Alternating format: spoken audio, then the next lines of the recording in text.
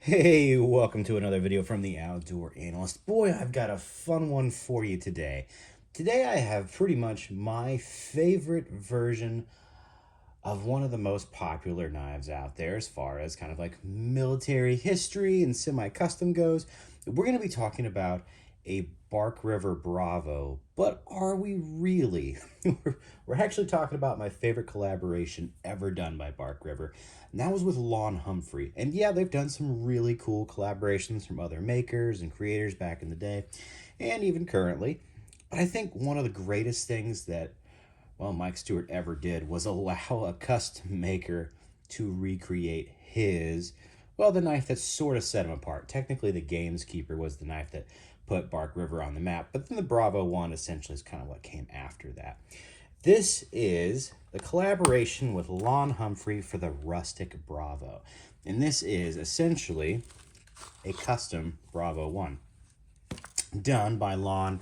This was done like 8 years ago, something like that. So this knife's been around for a long time. And they did one big run and a lot of cool different knife handles out there. But essentially, this is in 1095. It is a custom version of the Bravo. You still get the same Bravo handle, but in 1095 steel with the brute de forge style of Lon Humphrey. Oh my goodness, is this knife awesome. So essentially, sorry, still getting over a cold here. That thing's gonna never end. This thing's wild. But what this is instead of having a full convex edge, this is actually pretty much full height convex, except on the edge you do have a V-edged grind down here. I think it's actually nearly convex now after the time put into this thing, but it's still technically a V-edge, but it's very, very thin. For anybody that's ever, seen Lon's normal work, he's kind of known for using kind of brutish edges on there. They're thick, they're tough.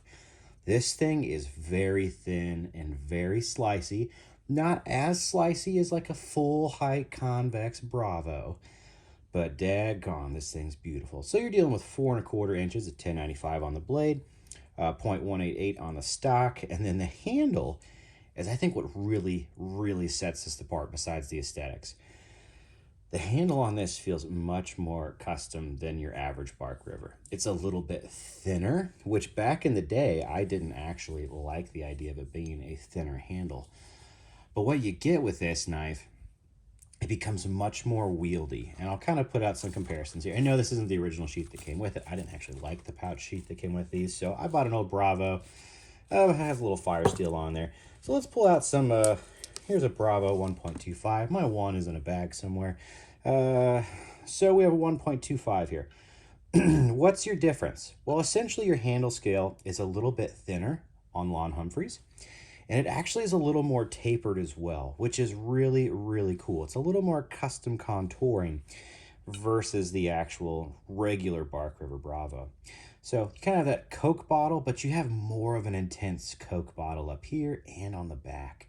And I really, really like that. And what that gives you is it's not as thick, so it's not as hand-filling. It feels much more nimble, though.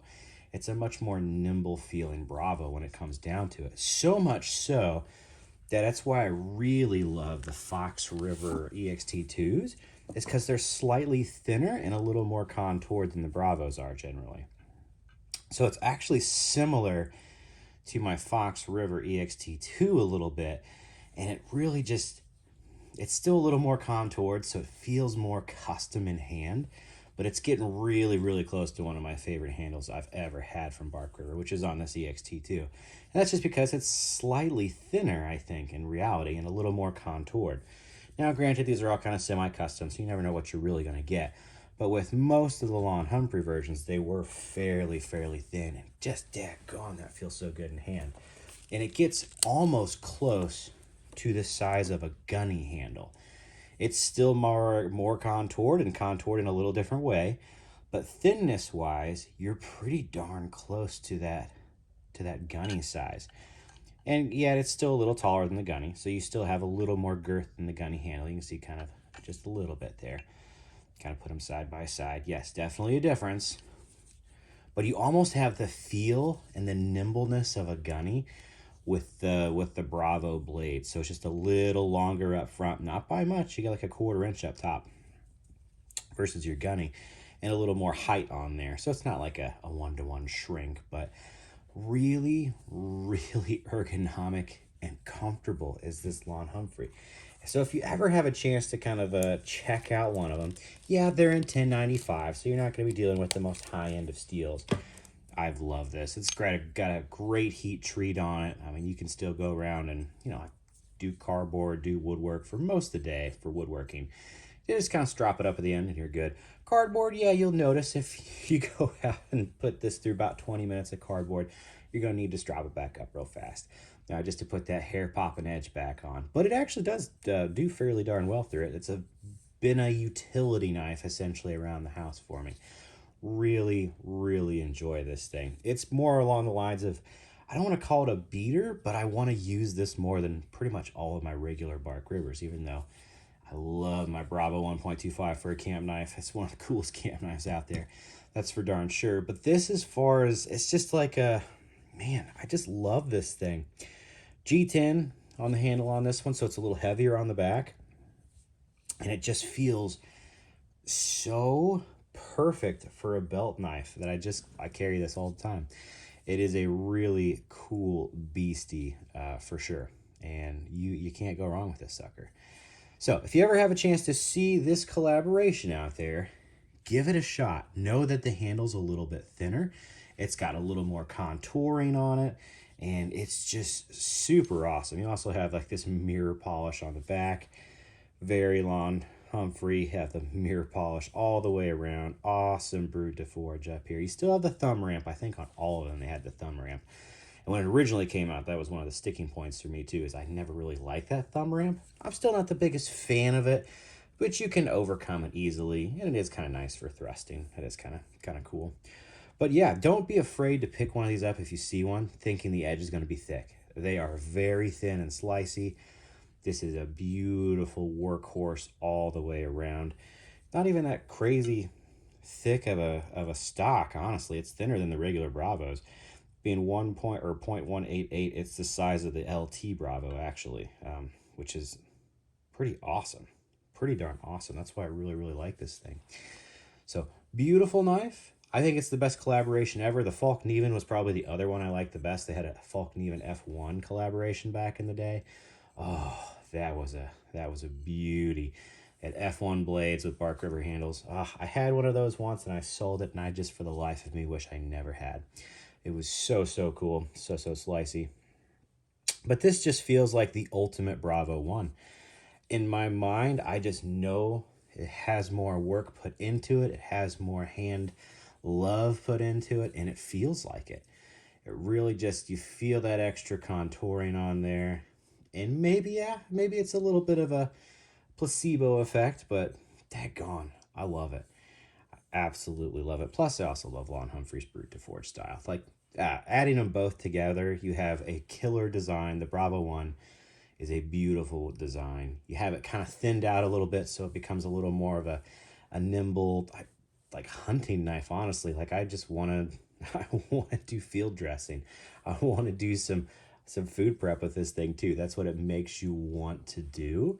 But yet it has enough girth in there and weight that, yeah, I have no problem just beating the crap out of this knife. And this has taken a beating and held up really, really well. I love the heat treat for Lon's 1095. It just does a great job. This holds fairly decent edge retention for 1095. So you got to give that a little bit of love. Does it hold up to like a 3V Bravo? No, of course not. The 3V Bravo is going to be a thinner edge, truly, because it's a full height convex, and it's going to be tougher. It just is. But I can live with that. I do live with that. I happily live with the fact that this is 1095. That doesn't pester me in any way, shape, or form. You just have to keep a little more oil on this sucker. That's for sure. Oh, love it. Gives me the fizz. Gives me the smiles. One of the best handles I have ever had in the Bravo, the Bark River world, just because it is a little thinner and a little more contoured. And I just love this flare out up here. It just is what I feel like I always wanted with one. It just hits it in all the right places, all the right feels. It's beautiful. I am such a fan, and I would always say, hey, if you have a chance to find one and pick one up, do it. You won't be disappointed. Even, I don't think this steel will disappoint you. This has a great heat treat to it. You're dealing with some of the best 1095 you'll have ever dealt with, that's for sure. But as if you like kind of a thinner, nimbler handle, and you want this to feel a little more just nimble in hand than your average Bravo, this is where you go, and I think that's really, really where it shines. Really does shine. Oh, love this. All-around belt knife. This thing's a killer. Not a full convex, but it acts pretty close to it. It does get down pretty darn thin there, so I really do enjoy that. Oh, just a gorgeous, gorgeous, gorgeous blade. Freaking love this thing. And yeah, I went with the old school sheath on there. Not everybody loves this sheath by any means, but I think it's better than the pouch sheath that normally comes with this. I mean, yeah, you do have to fit it in there, and then you have to go around so you don't cut your tab every time. And every time you do unsheath this thing, you do need to hook it in the back there, otherwise you'll get toasted. But you kind of have a little bit of a thumb ramp there. I don't mind it. I think it looks a whole lot better than the pouch sheaths, especially these, I don't know, eunuch sheaths that they have nowadays. I don't know what else to really call them. I just hate how cheap these are. They're just universal. Like, they don't even specifically fit knives anymore. That just annoys me. That's a manufacturing thing that just bothers the death out of me. But this sucker, yeah, I mean, it's just meant for the Bravo one. And it works really well for it. Cool package, hangs nice and low for me. Threw a crazy fire steel on there, why not? When in Rome, go a little all out if you can. It just makes it a little more exciting. But yeah, love this knife. Probably my favorite collab. Just know I love it because the handle's a little thinner, and it just makes that knife so comfy, so wieldy. And I makes me want to use it more and more and more around the property every single day. So super cool. Just figured I'd throw that out there. A lot of people don't know that exists. They only did one run back in the day and not a lot of info on it. So I figured, what the heck? People need to know what they're getting if they ever find one of these in the future. Or, hell, if they ever allow another run to happen. Oh my gosh. I would whip one of those up in a heartbeat. But yeah. Yeah, I think this was just a fun video, and this is, you know, maybe first time visiting the channel, maybe the second. Like, subscribe, throw a comment down there. Do you like the thinner version of this handle on there, or would you hate it? Now, for me, I thought originally I would have disliked it, because that's what I thought when these originally came out, but no. It really changes the feel of this knife personally, and I'm a big fan of it, so yeah, let me know what you think. I think these are sweet. Do you have one?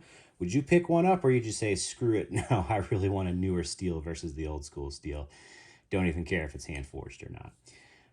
To each their own. Let me know. It always helps out the channel too. The good old algorithm loves comments, so heck, even if you just want to throw some random stuff down there, go for it. Alrighty, well, have a fantastic day, and I will catch you on the next one.